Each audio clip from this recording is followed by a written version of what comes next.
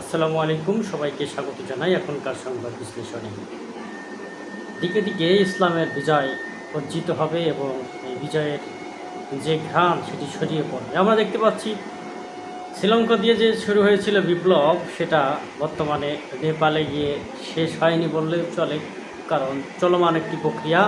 একের পর এক দেশ যেখানে স্বৈরাচারমুক্ত হচ্ছে। আমরা দেখেছি যে প্রথমে এই নেপালে যে আজকের ঘটনাটা ঘটলো, এটা সূত্রপাত হয়েছিল শ্রীলঙ্কাতে। তার পরবর্তীতে আমরা দেখছি বাংলাদেশের পরে আরও বেশ কয়েকটি দেশে এমন বিপ্লব ঘটেছে। জেনজিদের বিপ্লব বলা হয়ে থাকে, অর্থাৎ এই জেনারেশনের বিপ্লব, যারা সবসময় অন্যায়ের কাছে মাথা নত করে না এবং অন্যায়কে প্রতিহত করার জন্য সর্বদা সচেষ্ট থাকে। বাংলাদেশের যে স্ফুলিঙ্গের সেটা সারা বিশ্বে ছড়িয়ে পড়েছে, নতুন ইতিহাস সবাই কিন্তু জানতে পারছে এই বিভিন্ন রকম সামাজিক কল্যাণের মাধ্যমে। এবং এতটাই সচেতন বর্তমান তরুণ প্রজন্ম, তারা এই বাংলাদেশের গার্বেজ মার্কা পড়ালেখায় শুধু মত্ত থাকে না। পড়ালেখা দিয়ে তো তাদেরকে বিচার বিশ্লেষণ করা যায় না।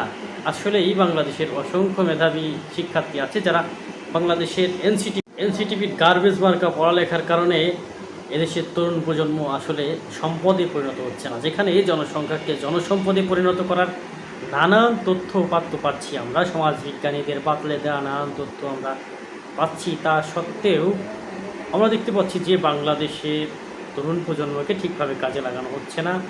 সুপরিকল্পিত কোনো পরিকল্পনা নাই কোনো কাঠামো, এবং যে সম্পদ আছে সেই সীমিত সম্পদ দিয়েই করা যেতে পারে। আমরা জানি যে বেশিরভাগ সম্পদ কুক্ষিগত করেছে দেশের রাজনীতিবিদ বা কিছু শিল্পপতি। তারা যদি উদ্যোগ গ্রহণ করে বা সরকারিভাবে সে সকল প্রতিষ্ঠানের কাছ থেকে এক একটা প্রোগ্রাম নেওয়া হয়, আইসিটি খাতে যদি ডেভেলপমেন্ট করা যায়, তাহলে এই একটা সেক্টর থেকেও কিন্তু সামনের দিনে বাংলাদেশ ভালো করতে পারত, অর্থাৎ তরুণ প্রজন্মকে কাজে লাগানো যেত। তারা যখন এই অলস সময় কাটাচ্ছে, তাদের মধ্যে একটা অন্যরকম বাষ্প তৈরি হচ্ছে মনের ভেতরে বলা চলে, যার স্ফুলিঙ্গ ছড়িয়ে পড়ছে। পরবর্তীতে দেশের নানান সংকটে যারা হাল ধরেন যারা সংকট সমাধানের যে ইঙ্গিত দেন বা প্রতিশ্রুতি দেন, সেই প্রতিশ্রুতি পূরণ যখন ব্যর্থ হচ্ছেন, তখনই এই তরুণ প্রজন্ম খেপে যাচ্ছে। এই যে দেখেন, 1 বছর বেশি হয়েছে প্রফেসর ডক্টর মোহাম্মদ ইউনূসকে তারা ক্ষমতায় বসানোর পরে ইউনূসের কাছ থেকে যে আশাটা ছিল সেটি পূরণ হয়নি, তাই তরুণ প্রজন্ম আবার খেপে গেছে। যে কোনো সময় এবার প্রফেসর ডক্টর মোহাম্মদ ইউনূসের পতনে মাঠে নামতে পারে এই তরুণ প্রজন্ম। তাহলে করণীয় কী?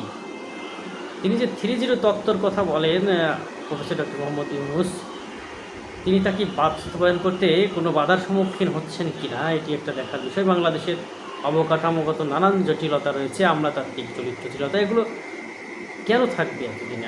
আমলার হামলা থেকে দেশকে রক্ষা করতে কী পদক্ষেপ নিলেন? কেন ছাঁটাই করা হলো না? কেন নতুন করে আবার নিয়োগ দেওয়া হলো না মেধাবীদের? প্রতিটি সেক্টরে এই জেনজিদের যদি প্রবেশ করানো যায়, আশা করা যায় দুর্নীতি কম হবে এবং দেশের ভাবমূর্তি উজ্জ্বল হবে, দেশ এগিয়ে যাবে।